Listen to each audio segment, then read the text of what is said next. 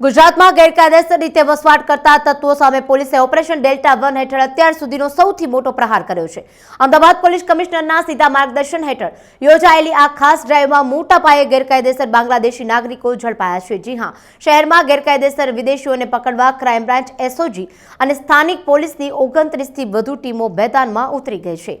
Human અને technical ઇન્ટેલિજન્સના આધારે નરોડા, દાણી લીમડા, વટવા અને ઈસનપુર જેવા વિસ્તારોમાંથી 300થી વધુ શંકાસ્પદોને રાઉન્ડ અપ કરાયા છે।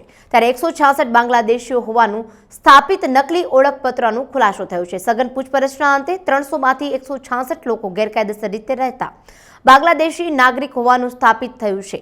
ચોંકાવનારી વાત તો એ છે કે આ ઘૂસણખોરોમાંથી ઘણા લોકોએ ખોટી રીતે સ્થાનિક ઓળખપત્રો પણ બનાવી લીધા હતા, જે અંગે પોલીસ વધુ તપાસ કરી રહી છે। આ ઉપરાંત અટકાયતમાં લેવાયેલા અન્ય 150થી વધુ લોકોનું હજુ પણ પૂછપરછ ચાલુ છે। અત્રે ઉલ્લેખનીય છે કે ગત વર્ષે પણ 465 જેટલા ગેરકાયદેસર બાંગ્લાદેશીઓને સ્વદેશ પરત મોકલવામાં આવ્યા હતા।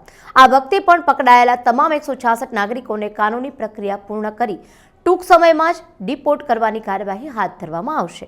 આપના પોતાના પ્લેટફોર્મ લલકારને લાઈક કરો, ફોલો કરો, સબસ્ક્રાઇબ કરો અને શેર કરો।